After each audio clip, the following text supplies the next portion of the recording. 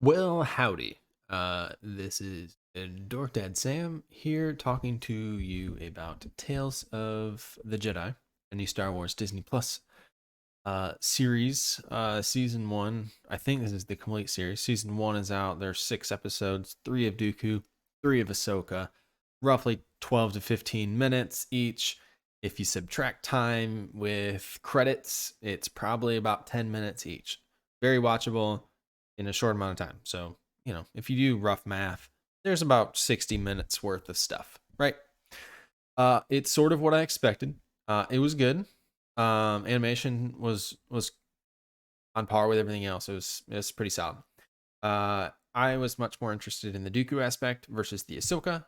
I think part of that is because Ahsoka we've already watched before with the Clone Wars. Throughout, you see her through the beginning stages of her career, moving on to really understanding what the Jedi was, leaving the Jedi, and then you see her in I keep wanting to say Phoenix, Rebels, Star Wars Rebels, and then you see her in the live action. So you see a lot of Ahsoka, you see less of Dooku, and so that's kind of why my mind was like, all right, I'm really interested in Dooku.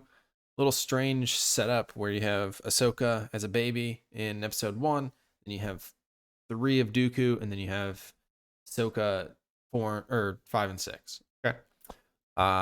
Overall, I think I would say it's watchable. It's something that's entertaining. I don't know if I'm going to be going back to maybe more. I'm not going to go back to the Ahsokas. I think that I like the Dooku's a lot more. Um, I like Ahsoka as a character. I just might be might be over it, and this is before the live actions even in. So, woo.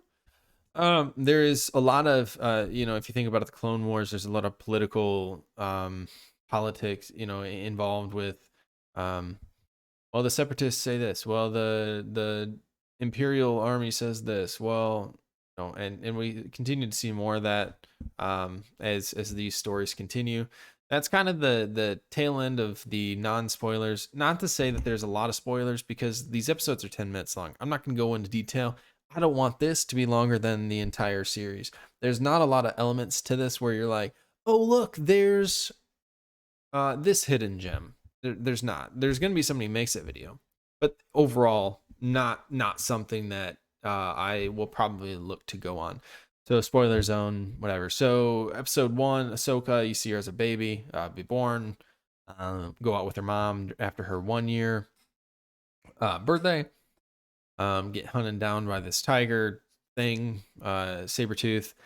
Uh, does Jedi mind trick or touches the nose, and you can tell that she's a Jedi, and rides the saber tooth back.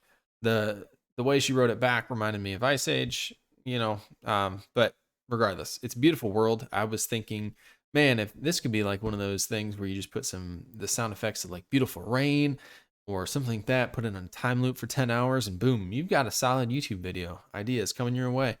If only I would do that. I'm too lazy, probably. Anyway, you see her as a Jedi. Well, you see her as a gifted 1 year old, and the grandmother or the leader of her pact or whatever it's called says she's a Jedi. So boom, there it is. Doesn't even have to take any initiation. It's not even she has the Force. It's she's a Jedi. All right, cut. Going to Dooku number one. So I found this enjoyable. You see Qui-Gon and Dooku interacting, much as you expect, right? From the trailers, you knew that both of those were in here. It is wickedly awesome to see Dooku light up his blue saber, and his stance is just so different, so epic. It's sweet. I mean, it's the same one he does with the red lightsaber, but blue changes your mindset a little bit. Now you can see that he's starting to lose his focus on the Jedi. He loses way a little bit. You see him force choke somebody, which is not something you see a Jedi do day. Number two, you see Mace, good friends, Mace and Dooku. And Dooku.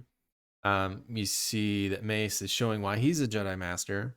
versus Dooku, or at least on the table, um, because he always follows protocol. What a guy! What a guy Mace is. And I continue to wonder, why is Mace such a badass? Why is he such a cool character? Um, Again, like one of those characters where I wish there was more of, but at the same time, do we want more of him? You know, I don't want his character to get ruined because we know everything about him. It's kind of that mysterious kind of aspect that kind of leads us like, oh man, he's sweet. He comes in when he needs to. But I do need to finish this novel. Gosh, I need to finish it. Um, it's a couple chapters in. It's already amazing. Anyway, so like the first Dooku episode, we see again here. We see him starting to flip to the dark side a little bit more and more. You see his mindset and his passion. You can see it's changed. And then we go to episode 3. Quickly fill in some details. Why was Camino erased? Like, why did nobody know about Camino? Well, it's not in the records because Dooku erased him. Boom, done. Uses Sifo-Dyas's code to get in. Removed. Boom. See a lot of Yaddle's influence here. She's in this episode quite a bit. It's interesting to see more and more interactions with the Yoda species. I'm calling it the Yoda species, whatever. So you got those two, and then Baby Yoda, Grogu. Can't wait to see another one that we have in a future endeavor. Anyway, we see Qui-Gon and Dooku's relationship has changed. Qui-Gon's grown up, has his own Padawan. Didn't realize, or I guess didn't put together, that Dooku never seen Obi-Wan, and that's mentioned in here. Not a whole lot to it, but just mentioned, a little bit. Then we get to see his fall complete. You see him talking to the Emperor, or Palpatine, and you can see there's some, or hear some regret in Dooku. There's some hesitancy. There's things here that you're like in the middle of him switching. It's different than Anakin's, where it's like kind of more switch to the dark side. The only regret he has is Padme dies, and then he kind of gets past that a little bit. In this case, not really there. It's a slow burn for Count Dooku. And then you see Dooku give the final fight. Yaddle, it kind of gives you the feel with Yoda that you see in episode 2, or sorry, episode 2. Episode 3. Oh my gosh. Anyway, when it's Dooku versus Yoda, it's episode 3, and you kind of get the same feel, same movements, probably because of the body types. So, Grogu, here we go. We're gonna see some of that. So anyway, you see that Yaddle dies. You hear she's removed stuff from the council anyway, but she passes, and Dooku finishes her off. Boom, converted to the dark side. So very quick kind of feel for the Dooku series. I liked the Dooku series quite a bit. You see the progression as you see his fall from the Jedi passions and move into the dark side. Now we break that, go to Ahsoka 2. Basically, this whole episode of Ahsoka 2 is prepping for the Order 66. You see her training, as every Jedi does, with the little bots that are flying in the air. Anakin doesn't like that, so he sets up his own training session or test where you have the 501st shooting at Ahsoka. Train, fail. Still train and fail, because ultimately you're going to fail. But 5 minutes in, perfect, great job. And then you see the final scene, and you can see where this is going if you've ever watched the Clone Wars. If you haven't, watch the Clone Wars because it's fantastic. But in the end, the very last scene of this episode 2, Ahsoka 2, is her being led out to face the rest of the 501st, which is what we see in the Clone Wars. I'm not going to give away how that ends. You can watch it yourself and do that. But anyway, she survives. Ahsoka 3. Hence why, anyway, so Ahsoka 3. So we see Padme's funeral, or at least her being carried down the walkway, and everybody's watching her. Um, you see Ahsoka leaves, goes to a. My dogs are hitting this damn camera. Will you stop, wieners? Uh, Ahsoka leaves, goes to this farmland. Uh, just keep saying this thing, ship. Oh man, these dogs suck. Wieners, knock it off. We see her save a little girl a teenage girl, I assume, working on hay falls on her. She saves the day. Basically the two siblings, I assume they're siblings, kind of know that she's a Jedi. When they go back, you see the boy. Wieners, I'm trying to make a damn video. Will you stop it? And get out of there. And when you come back, you see the boy is turn